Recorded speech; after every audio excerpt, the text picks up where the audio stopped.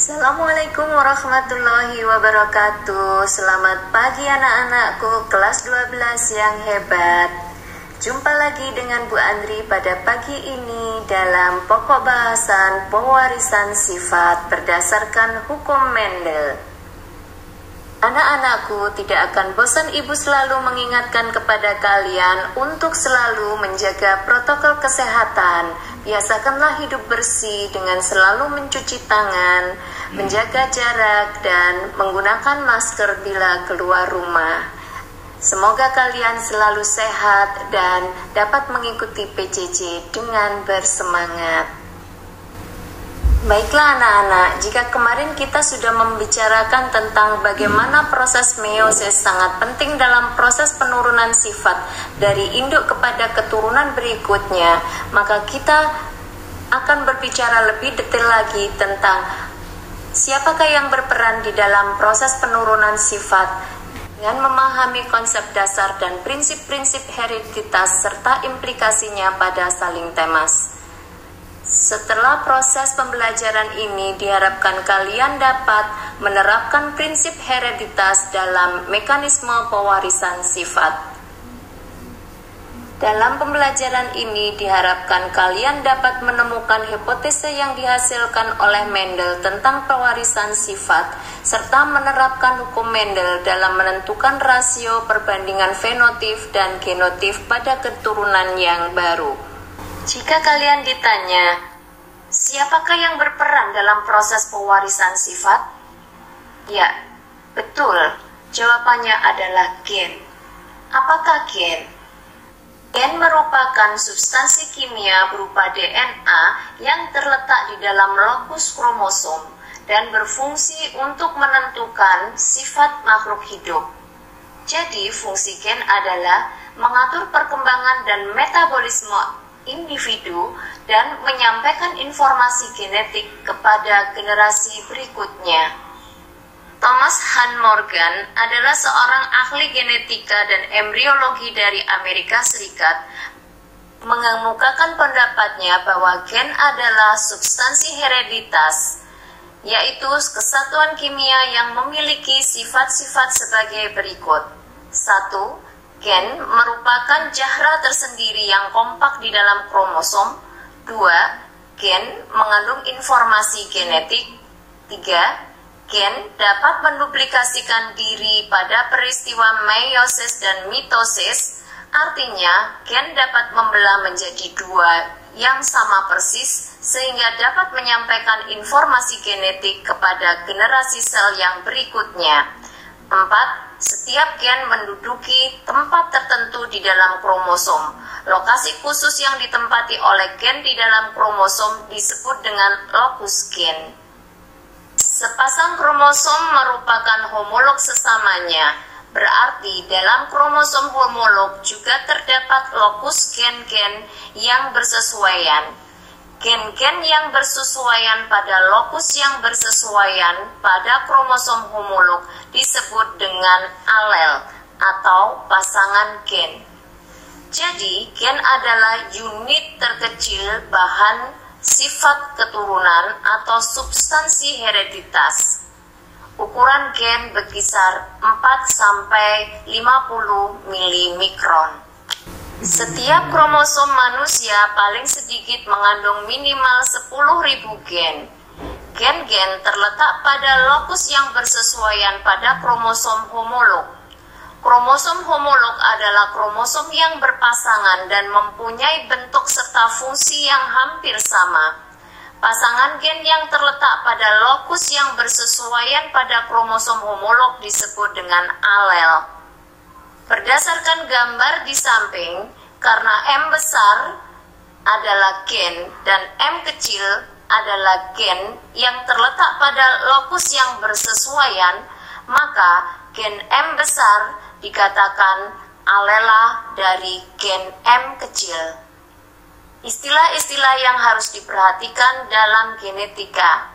Yang pertama, parental. Berarti induk atau orang tua. Filial berarti keturunan. Sifat dominan adalah sifat yang mengalahkan sifat sifat alelanya.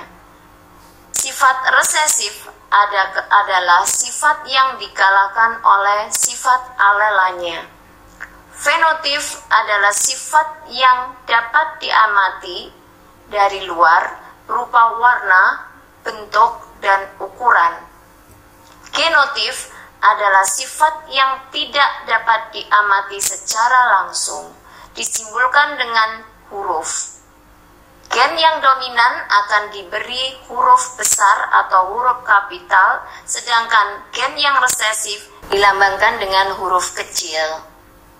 Homozigot adalah individu yang genotipnya terdiri dari alel yang sama, misalnya M besar atau M kecil. Heterozigot adalah individu yang genotipnya terdiri dari alel yang tidak sama, misalnya M besar, M kecil. Hereditas Mendel. Gregor Johann Mendel hidup pada tahun 1822 sampai dengan 1884, adalah seorang biarawan dari Austria. Beliau memberikan dasar-dasar yang menjadi landasan dalam pewarisan sifat pada makhluk hidup. Mendel merupakan orang yang pertama yang menunjukkan bahwa pewarisan sifat memiliki pola yang bisa diramalkan. Mendel melakukan percobaan dengan menyilangkan tanaman Pisum sativum atau kacang kapri dengan berbagai jenis sifat yang dimilikinya. Kemudian hasil persilangannya ditanam dan diamati. Mendel mengawin silangkan hingga diperoleh keturunan yang kedua. Percobaan dilakukan hingga 12 tahun. Inilah alasan mengapa Mendel menggunakan tanaman Pisum sativum sebagai bahan percobaannya.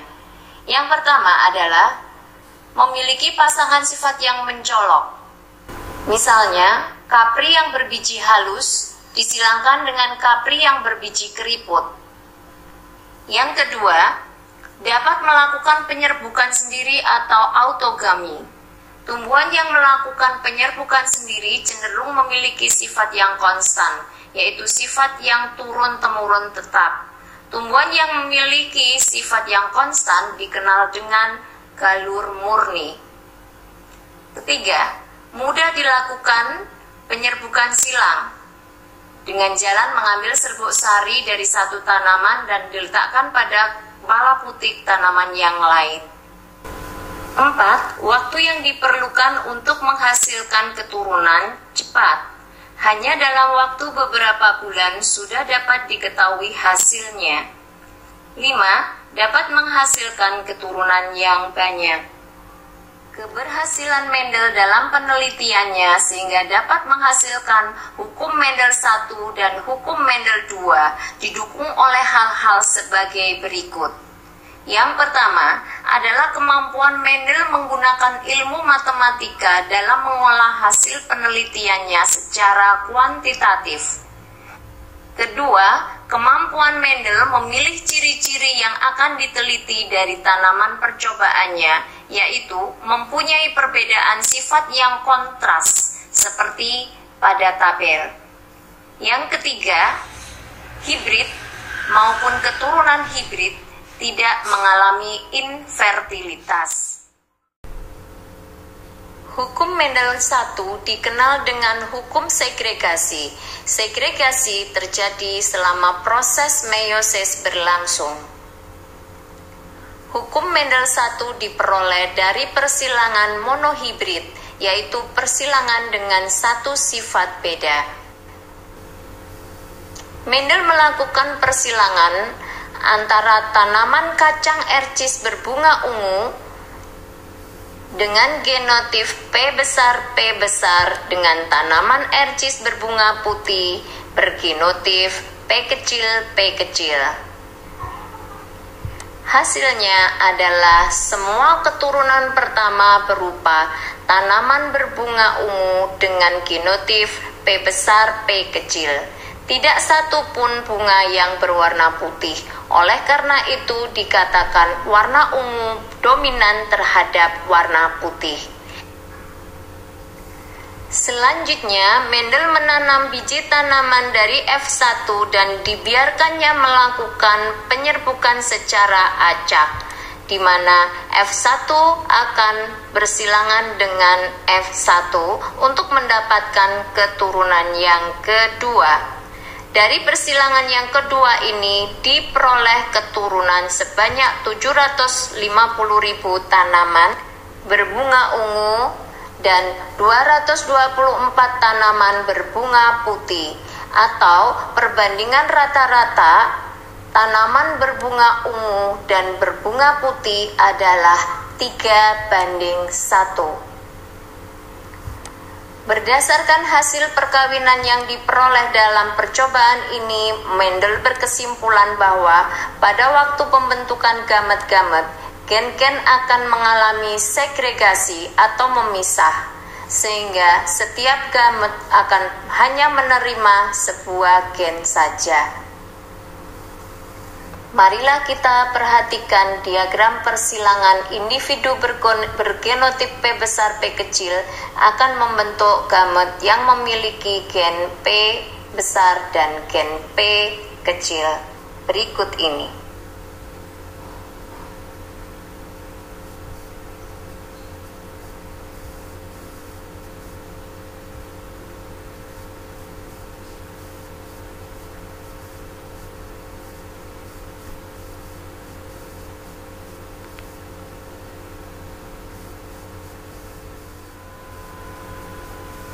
Hukum Mendel II.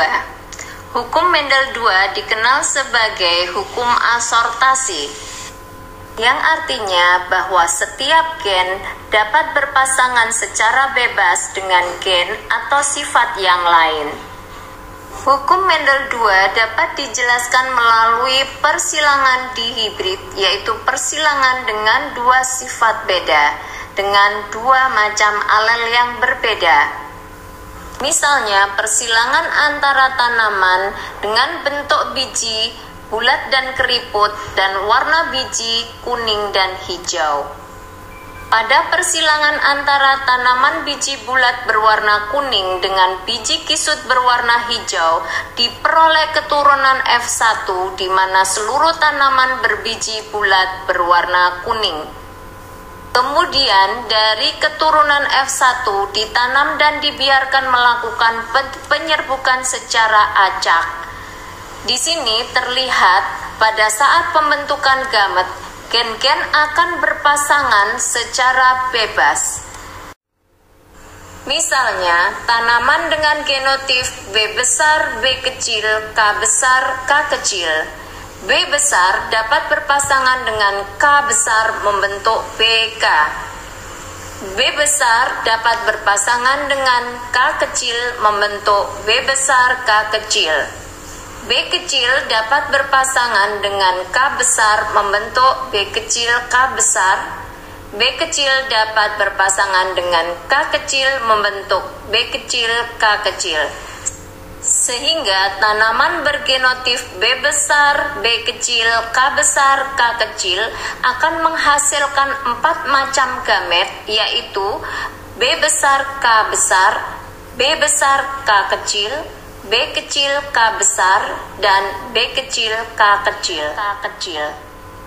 Dari hasil persilangan tersebut diperoleh keturunan kedua atau F2 dengan rasio perbandingan fenotip 9:3:3:1.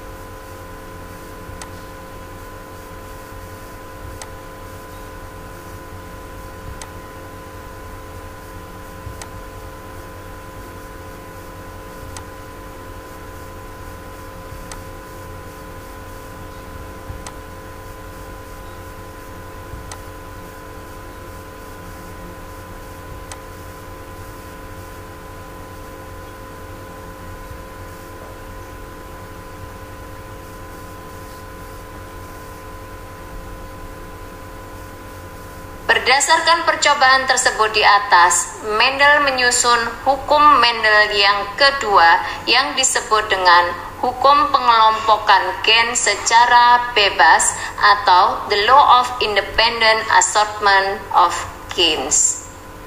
Hukum ini menyatakan bahwa gen-gen dari pasangan alel memisah secara bebas ketika berlangsung pembelahan meiosis pada waktu pembentukan gamet-gamet.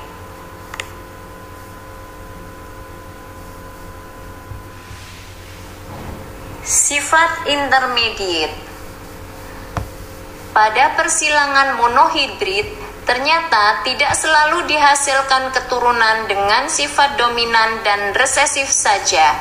Pada jenis tumbuhan dan hewan tertentu, ada gambaran hasil persilangan monohibrid yang menghasilkan sifat antara atau intermediate.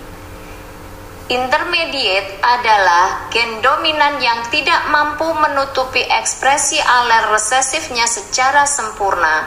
Sifat ini sering disebut dengan semi-dominan atau dominasi tidak penuh.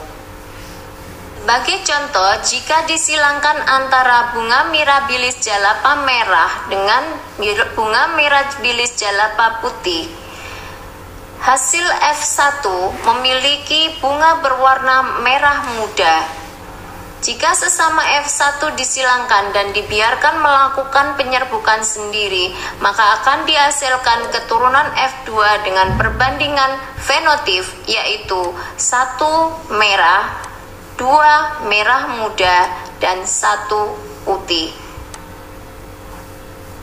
Sifat intermediate juga dapat dijumpai pada manusia. Suatu kasus yang melibatkan alel tak sempurna bertanggung jawab atas munculnya suatu penyakit yang tidak umum yang disebut dengan familial hyperkolesterolsterolemia atau FH. Kira-kira 1 di antara 500 orang adalah heterozigot dengan 1 alel normal dan 1 alel tidak sempurna. Backcross dan test cross. 1. Backcross.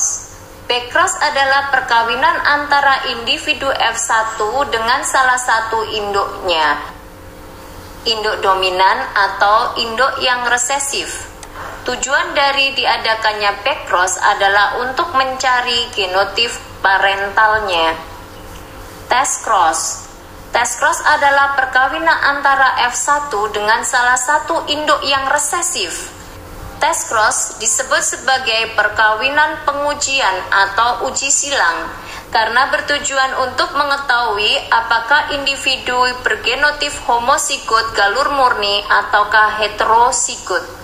Jika hasil test cross menunjukkan perbandingan fenotip keturunan yang memisah 1:1, maka dapat disimpulkan bahwa individu yang diuji bukanlah galur murni atau bergenotip heterozigot.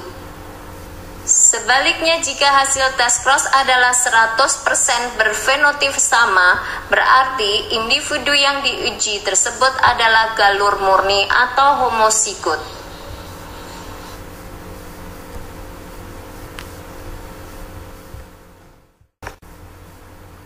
Demikianlah anak-anak, akhir pembelajaran kita pada hari ini.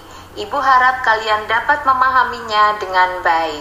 Apabila kurang jelas, kalian bisa mengajukan pertanyaan secara langsung maupun secara tidak langsung.